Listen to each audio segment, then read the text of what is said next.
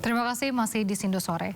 Pemirsa, polisi akan meminta keterangan keluarga Lula Lava sambil menunggu hasil pemeriksaan tim Lab 4 terhadap barang bukti yang ditemukan di apartemen Lula. Sejauh ini 10 orang saksi telah diperiksa termasuk Reza Arab, kekasih Lula.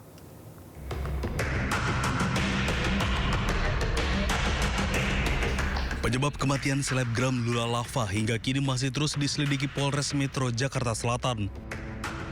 Penyelidikan dimulai dengan merangkai peristiwa penemuan jenazah, pengolahan barang bukti, pemeriksaan saksi hingga olah tempat kejadian perkara. Tim penyidik Polres Metro Jakarta Selatan sejauh ini sudah memeriksa 10 orang saksi termasuk kekasih almarhumah Reza Arab dan berencana akan meminta keterangan pihak keluarga. Tak hanya saksi dari orang dekat almarhumah, polisi juga telah memeriksa tim dokter dari Rumah Sakit Fatmawati yang melakukan visum luar terhadap jenazah, serta seorang dokter yang mengeluarkan surat kematian. Pihak Rumah Sakit Pondok Indah juga turut dimintai keterangan untuk mengetahui riwayat medis Lula Lava. Hingga kini, petugas masih menunggu hasil pengolahan barang bukti yang sedang diuji di Pusat Laboratorium Forensik. Pemeriksaan saksi-saksi sudah dilakukan pemeriksaan 10 saksi, mulai dari orang yang menemukan pertama, ART dan supir, termasuk ada 2 dari teknisi pihak apartemen, termasuk sudah melakukan pemanggilan terhadap kekasih almarhum, termasuk dengan personal asisten, dan rencana tindak lanjut proses pemeriksaan keluarga dari almarhum. Sebelumnya, jasad selebgram Lula Lava ditemukan di dalam kamar sebuah apartemen yang ditempatinya di kawasan Jakarta Selatan tanggal 23 Januari lalu. Aparat kepolisian memastikan penyelidikan penyebab kematian selebgram dilakukan secara transparan dan hasil penyelidikan akan disampaikan secara komprehensif dengan menghadirkan pihak-pihak terkait. Dari Jakarta, Denny Helmi Sajangbati, iNews melaporkan. Polisi memeriksa manajer almarhumah Lula, Aditya Baskara. Pemeriksaan dilakukan di Polres Metro Jakarta Selatan dalam penyelidikan tewasnya Lula Lava. Yang sudah doain, sudah ngedukung segala macam. Datang tanpa ditemani rekan ataupun pengacara, manajer Lula Lava, Aditya Baskara, Rabu siang menjalani pemeriksaan penyidik Polres Metro Jakarta Selatan. Pemeriksaan ini merupakan yang pertama bagi Aditya karena sebelumnya atau pada Senin lalu, ia hanya untuk mendampingi asisten Lula Lava. Aditya pun meminta doa yang terbaik untuk almarhumah Lula Lava. Sebelumnya, polisi telah memeriksa sejumlah saksi termasuk kekasih selebgram Lula Lava, Reza Arab. Yang sudah doain, sudah ngedukung segala macam. Yang penting jangan putus doa buat almarhum ya. Minta doanya yang terbaik pokoknya. Yang terbaik aja. Berarti hari ini Boleh ini saya mau wudhu dulu. Berarti ini melengkapi pemeriksaan kemarin ya, Kak? Enggak, kemarin itu saya cuma menemani aja. Pemirsa, ramai di media sosial maraknya penyalahgunaan gas tertawa atau nitrous oxide yang ada di kalangan anak muda. BNN dan BPOM RI mengingatkan gas tertawa picu ketergantungan dan berbahaya bagi kesehatan.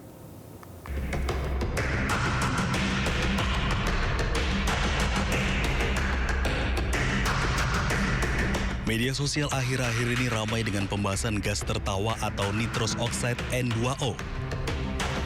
Kepala Badan Narkotika Nasional Komjen Pol Suyudi Aryo Seto menjelaskan senyawa kimia itu sah digunakan dalam dunia medis dan industri.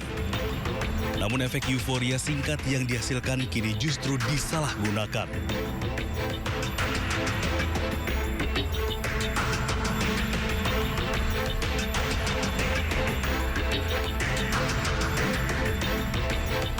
Suyudi ungkap hingga awal tahun 2026 nitrous oxide atau gas tertawa belum diklasifikasikan sebagai narkotika atau psikotropika dalam Undang-Undang Nomor 35 Tahun 2009 maupun daftar terbaru Perkemenkes Nomor 7 Tahun 2025.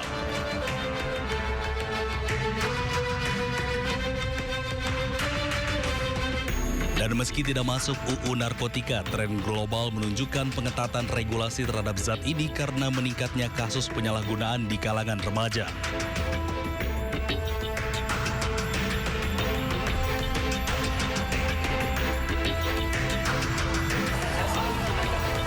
Sementara itu, Kepala Badan POM RI Taruna Ikrar mengungkap penyalahgunaan nitros oxide bisa menyebabkan ketergantungan hingga terganggunya suplai oksigen dalam tubuh. Menurut Ikrar, saat nitros oxide masuk ke dalam tubuh, kadar oksigen bisa menurun dan memicu kondisi iskemia atau kekurangan oksigen pada jaringan. Sehingga timbul rasa sakit atau nyeri yang bisa berujung kematian. Weeping itu kan kandungannya adalah nitrit oxide, N2O. N2O ini memberikan efek bisa rileks dan seterusnya. Tapi dampaknya dalam fase kualitas dan kapasitas tertentu dalam sistem darah kita, dia menimbulkan ketergantungan. Terkait hal tersebut, rencananya BPOM akan memperkuat pengawasan dengan menggandeng berbagai pihak seperti BNN, kepolisian, serta Kementerian Kesehatan. Dari Jakarta, Tim Liputan iNews melaporkan. Ramai di media sosial maraknya penyalahgunaan gas tawa atau nitros oxide di kalangan anak muda. BNN dan BPOM RI ingatkan gas tertawa picu ketergantungan dan berbahaya bagi kesehatan. Nah, pemirsa, kita akan membahasnya lebih dalam bersama Karlina Mahardiani, dokter spesialis anestesi RSUD Pesanggerahan. Selamat sore, Dok. Selamat sore, Mbak Raisa. Ya, dokter, saya mau tanya, ini sebenarnya apa sih kegunaan nitros oxide dalam kegiatan medis? Oke, kalau dari bagian anestesi, kami mau menggunakan nitric oxide atau N2O dalam pembiusan, terutama dalam pembiusan general anestesi. Memang saat ini tidak semua rumah sakit menggunakan N2O untuk tindakan-tindakan yang sifatnya sederhana untuk tindakan operasi ya, seperti itu. Memang indikatornya apa kapan harus menggunakan N2O atau yang lain untuk anestesinya? Oke.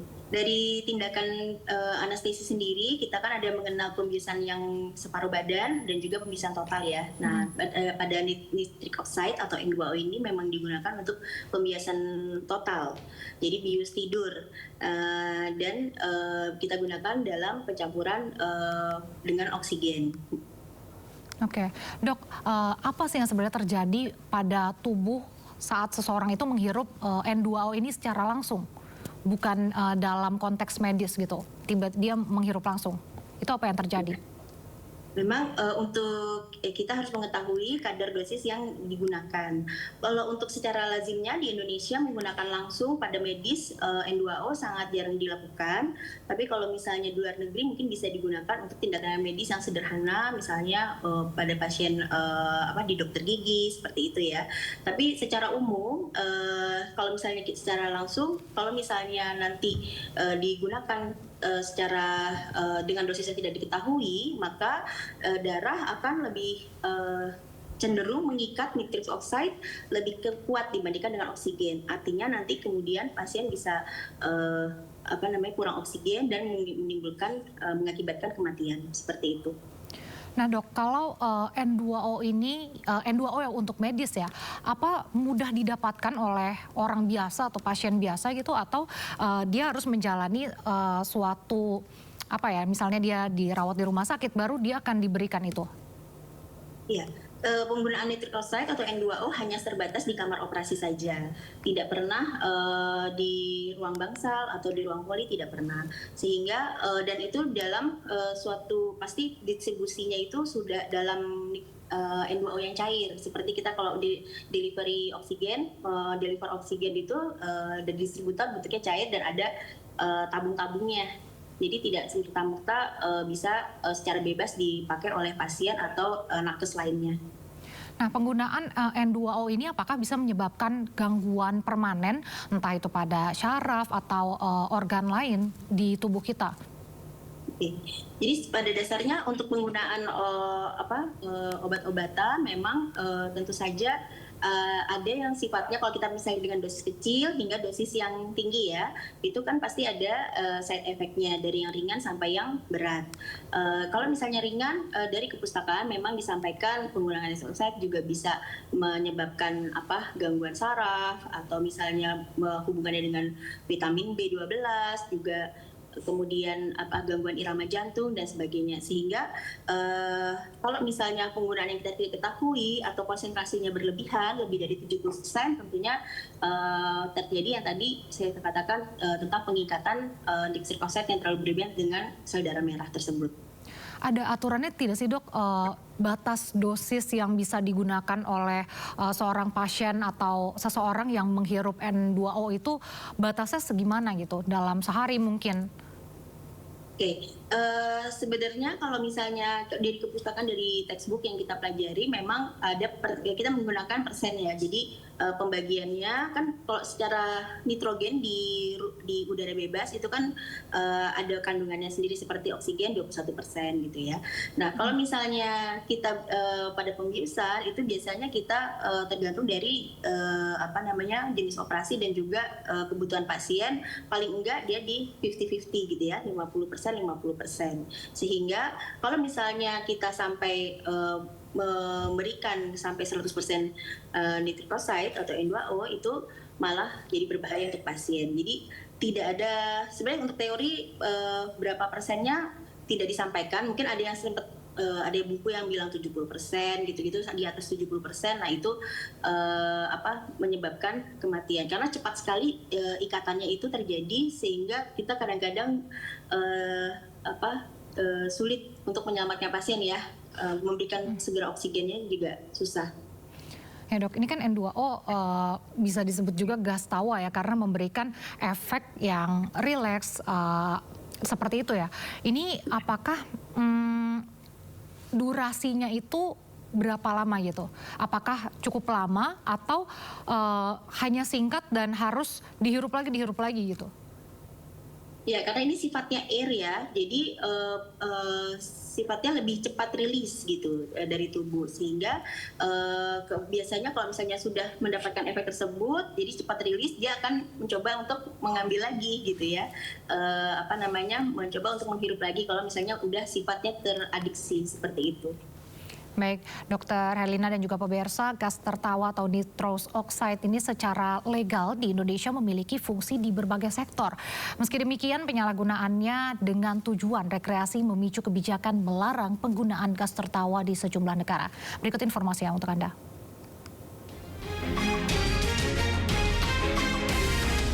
Nitrous oxide atau N2O merupakan senyawa kimia yang sah digunakan dalam dunia medis dan industri.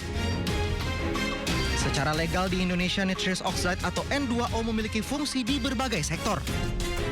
Dalam bidang medis, gas itu biasa digunakan sebagai obat bius atau anestesi dan penghilang rasa sakit, terutama dalam prosedur gigi dan persalinan. Kemudian di dunia otomotif, gas ini digunakan untuk menambah daya mesin kendaraan atau NOS dengan memberikan tambahan oksigen saat pembakaran. Dan dalam industri kuliner atau makanan, gas ini digunakan sebagai gas pendorong kaleng whipped cream semprot untuk mengubah krim cair menjadi busa padat. Sementara itu, gas tertawa berasal dari penyalahgunaan nitrous oxide atau dinitrogen oksida N2O. Penggunaan gas tertawa memiliki sejumlah efek seperti euforia sesaat, rasa ringan, dan tertawa tanpa sebab. Penyalahgunaan nitrous oxide sebagai tujuan rekreasi menimbulkan larangan penggunaan gas tertawa di sejumlah negara seperti di Inggris, Belanda, Denmark, Belgia, Prancis, Amerika Serikat, Australia, dan Thailand. Ya dokter, seperti yang kita dengar tadi kan memang ada beberapa jenis ya N2O, ada yang medical grade, ada untuk kuliner atau food grade, yang untuk membuat whipped cream lah. Itu apa yang membedakannya? Apa memang yang food grade ini lebih aman makanya bisa dijual bebas atau ada kadar tertentu dok? Ya, tentunya kalau misalnya kan ini banyak ya alat-alat yang seperti untuk membuat whipped cream kan nggak hanya di whipped cream saja ya, jadi ada bentuk lain gitu. Sehingga tentunya kalau untuk pembentukan untuk supaya stabil barangnya kan pakai bahan tersebut digunakan nitric oxide tersebut, sehingga tentunya banyak dosisnya tidak sebesar yang kita gunakan untuk penggunaan medis. Oke. Dok, ini melihat tren penggunaan vape di kalangan muda ini, apakah cara kerjanya atau cara menghirupnya itu sama menghirup vape dengan gas nitrous oxide ini? Untuk cara kerjanya dengan vape sendiri, kalau vape yang saya ketahui, karena juga ada setelah saya diskusi dengan rekan sejawat kami dari BNN, tentunya vape yang nitric oxide ini dengan ada juga penggunaan obat anestesi lain yang sedang juga beredar di Indonesia ini, untuk yang nitric oxide sendiri sepertinya penggunaannya yang saya ketahui agak sedikit berbeda. Cuman untuk secara detail, saya tidak tahu secara langsung. Ada yang menggunakan tambahan supaya ditampung dulu satu tempat sehingga baru dihirup gitu ya, seperti itu. Nah dok, kalau digunakan secara bersamaan, misalnya ada yang menghirup gas nitrous oxide ini bersamaan dengan vape atau alkohol, itu ada dampak yang akan terjadi tidak? Saya rasa pasti ada ya. Jadi untuk mendapatkan euforia yang diinginkan, tentunya pasti akan meningkatkan dosis dengan orang-orang yang sudah alkoholik ya, atau minuman beralkohol, itu biasanya ambang nyerinya atau ambang untuk toleransi terhadap obat-obatan itu jadi lebih tinggi, sehingga penggunaan medical atau mungkin ini ya kita bahas saat ini juga mungkin jadi kadarnya jadi lebih tinggi gitu. Oke. Lalu apa dampak jangka panjang jika seseorang ini terpapar N2O secara berlebihan? Ya, tentu saja jika memang berlebihan, artinya dosisnya kan tinggi. Pengikatan oksigen dan terhadap dan nitric oxide sendiri jadi lebih lemah oksigennya, sehingga pasien tersebut akan sulit bernafas ya, tidak dapat oksigen dan semua, jadi tubuh jadi shutdown seperti itu. Nah ini melihat banyaknya kalangan muda yang menggunakan nitrous oxide atau gas tawa ini mungkin dikarenakan dianggap efeknya lebih ringan, lebih aman, dan mungkin cara mendapatkannya juga mudah nih dok. Bisa diluruskan tidak? Takutnya ada miskonsepsi, makanya banyak kalangan muda yang menggunakan nitrous oxide. Iya. Saya rasa memang kita harus bijaksana ya dalam melihat sesuatu kondisi ya, bahwa tentu saja hal-hal tren-tren semacam ini yang sudah terjadi di luar negeri yang berdampak sampai ke Indonesia ini harus kita cermati, karena memang pada saat kita kondisinya sedang kita bilang euforia ya, atau sedang asik-asiknya seperti itu tanda kutip ya. Nah itu tentu saja penggunaannya akan jadi lebih banyak, sehingga suka lupa ya bahwa ini ternyata sudah dosisnya semakin tinggi dan mengakibatkan kepada kematian. Oke. Kalau dosis semakin tinggi itu maksudnya dihirupnya lebih lama atau bagaimana sih dok? Iya, dihirupnya lebih lama dan lebih banyak ya tentunya. Gitu. Jadi seperti adiksi seperti itu. Nah kalau untuk medical sendiri, misalnya orang akan menggunakan N2O, itu apakah ada protokol ketat yang harus dilewati sebelumnya atau persiapan sebelum bisa mendapatkan N2O itu, atau bagaimana dok? Iya, memang tentu saja untuk setiap rumah sakit akan bekerjasama dengan distributor yang sudah ditetapkan oleh pemerintah ya, sehingga kita bisa akan disalurkan dari PT tersebut gitu ya, dari tersebut ke rumah sakit. Jadi tidak ada ibaratnya kebocoran ya ke tempat-tempat lain sehingga dipakai oleh orang lain gitu. Karena memang kadang-kadang kalau misalnya untuk rumah sakit yang lebih besar gitu ya, mungkin yang seperti tipe B ke atas gitu ya, mereka punya satu tempat sendiri untuk gas-gas tersebut yang digunakan untuk medis seperti itu. Nah tapi seberapa mudah sih dok sebenarnya mendapatkan gas tawa ini di pasaran, dan apakah ada sertifikat atau ID atau syarat-syarat untuk bisa mendapatkan N2O itu? Kalau sekarang ini kan sudah bebas ya. Saya bahkan karena kasus ini cukup happening ya sekarang, sehingga saya coba searching gitu ya. Ternyata banyak juga yang dijual di online gitu ya, sehingga sangat mudah untuk didapatkan. Untuk yang sifatnya yang mungkin jumlahnya tidak begitu besar seperti kita gunakan di rumah sakit ya. Cuman kalau misalnya untuk penggunaan medis tentunya kan ada legalitas ya. Kalau misalnya sekarang ini kok sepertinya mudah sekali dan bariernya untuk antar negara juga tipis ya, sehingga anak-anak ini jadi mudah untuk mengkonsumsinya atau menggunakannya.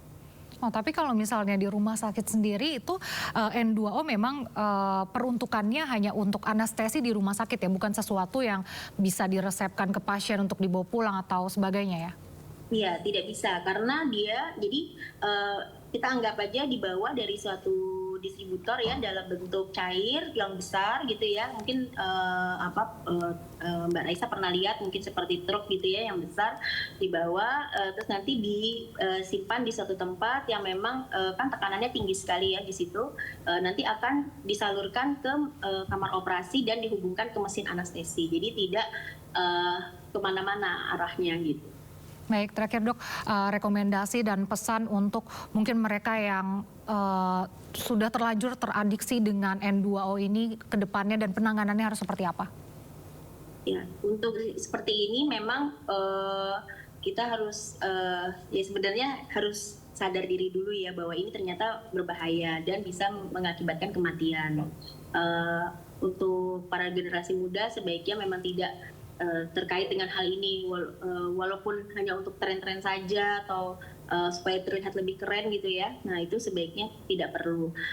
Untuk penanganannya bisa nanti ke BNN atau misalnya rumah sakit yang ketergantungan obat ya, kan kita juga punya di Jakarta, sehingga nanti bisa ditata laksana di tempat itu. Oke, baik, berarti nitrous oxide ini memang sangat berbahaya dan bila yang sudah terlanjur teradiksi harus direhabilitasi ya dok ya? Betul. Baik, terima kasih Dr. Karlina Mahardeni, dokter spesialis anestesi RSUD Pesanggerahan atas waktunya bersama kami di Sindu Sore. Terima kasih dok.